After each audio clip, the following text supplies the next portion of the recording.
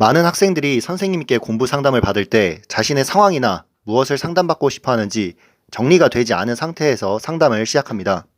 그러면 결국 이야기가 돌고 돌고 돌아 상담 시간은 길어지고 단순 하소연이 되기도 합니다.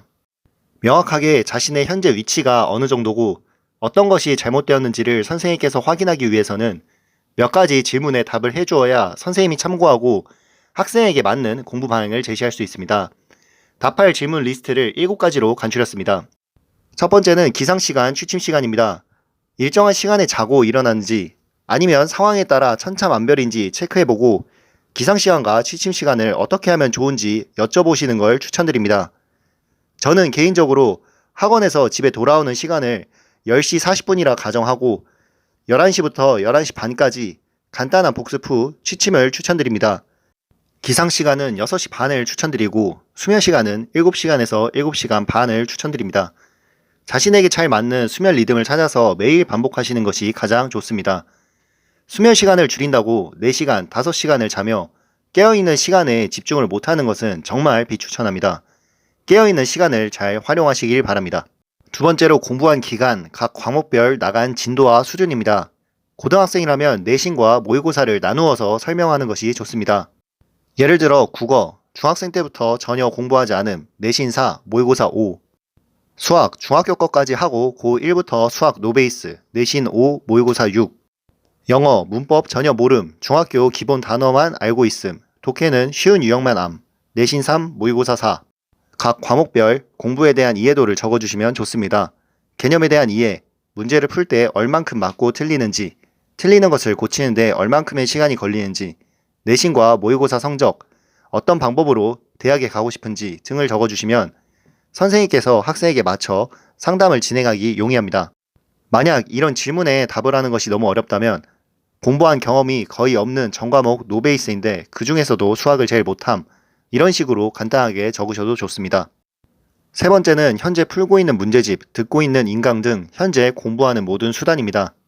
예를 들어 국어, 매산비, 매산문, 인강은 김동우 선생님 풀커리, 영어, 수능특강, 인강은 조정식 선생님 풀커리, 수학, 센, RPM, 인강은 한성원 선생님 풀커리, 이런 식으로 적어주시면 됩니다. 다음은 네 번째, 일주일 고정 스케줄입니다. 학원 혹은 과외의 종류, 요일, 시간대를 적어주시면 됩니다. 예를 들어 수학학원, 화, 금, 오후 6시부터 오후 10시, 국어학원, 월, 목, 오후 6시부터 오후 10시, 영어과외 일요일, 오후 2시부터 오후 4시, 이런 식으로 적어주시면 됩니다. 다음은 다섯 번째, 가장 취약한, 관리받고 싶은 과목과 이유입니다. 예를 들어 수학이 제일 약합니다. 수학은 중학교 3학년 때부터 공부를 많이 하지 않았고 다른 과목에 비해서 공부를 하기 꺼려하여 현재도 중학교 수학 공식도 잘 모르겠습니다. 정시에서 수학의 비중이 크기에 수학 공부에 더 많은 신경을 써야 할 것 같습니다. 라고 적어주시면 됩니다. 여섯 번째로 스스로 생각하는 공부할 때 문제가 되는 것 혹은 고치고 싶은 습관입니다.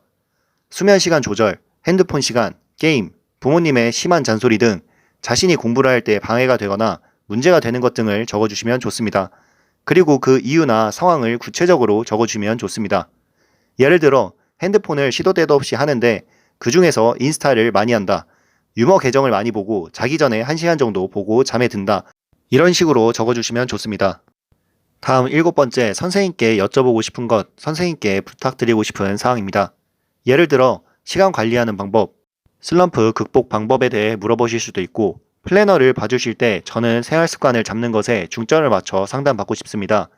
아직 공부를 어떤 식으로 해야 하는지 몰라 관리 초반에는 커리큘럼에 대한 상담을 위주로 받고 싶습니다. 라는 식으로 선생님께 구체적으로 자신에게 필요한 것이 무엇인지 말하는 것이 좋습니다. 선생님이 곤란해하는 사생활에 대한 질문, 비용 지불 없이 수업 시간을 늘려달라고 하는 행위 등 선생님을 곤란하게 하는 질문이나 무례한 부탁은 안 하시길 바랍니다. 그 외에도 선호하는 선생님 성별이 있는지, 장래 희망이 있는지, 있다면 무엇인지 등 자신이 생각할 때 선생님이 알아두면 좋은 것들을 문서로 만들어 선생님께 드리는 것이 자신의 상황을 전달하기에 가장 효율적이고 효과적인 방법입니다. 이러한 질문 리스트를 적어 첨부 파일을 만들었습니다. 고정 댓글을 통해 다운받아 쓰시면 유용하게 쓸 수 있을 겁니다. 오늘도 공부하느라 수고하셨습니다. 안녕.